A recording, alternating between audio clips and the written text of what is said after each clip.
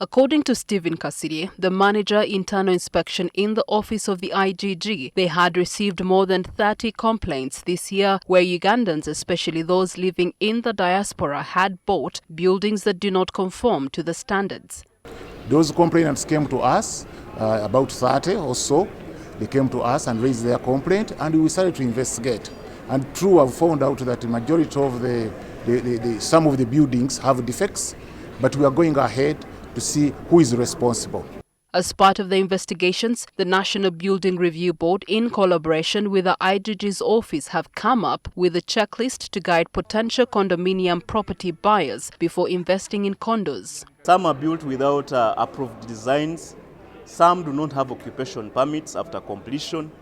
Some have not had structural integrity assessments done. So such issues have been experienced by the buyers. That's why we've come up with this checklist to solve such problems.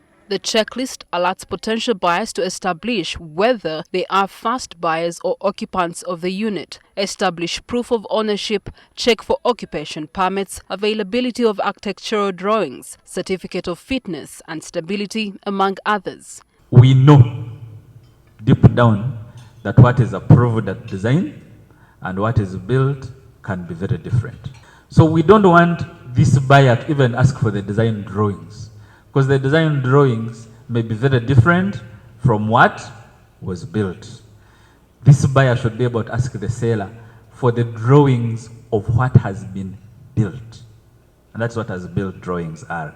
Structural engineering drawings, which will tell you what has been provided in your structure to ensure it doesn't fall over or fall down under the load.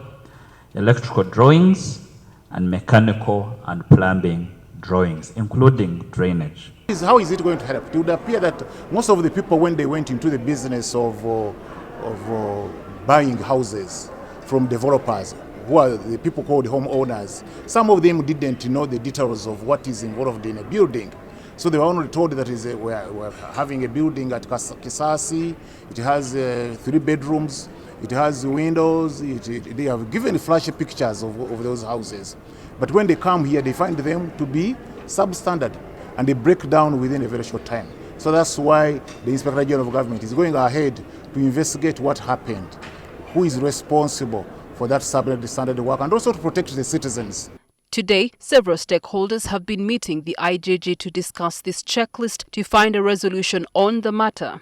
In the meeting, some technocrats suggested a need to reconsider the defects liability period as a necessity. Usually the defects liability period is 6 months, but we've observed that most defects are seen after the 6 months have expired.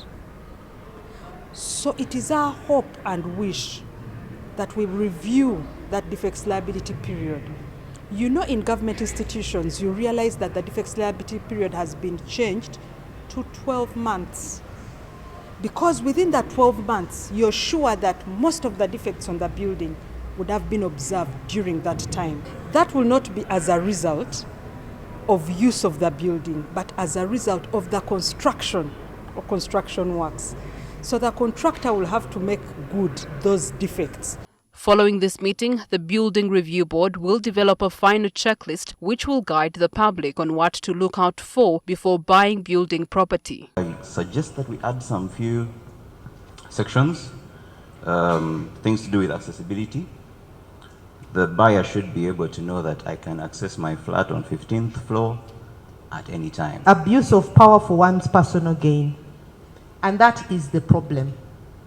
You will generate so many checklists, but as long as I give you kitu kidogo, the checklist will be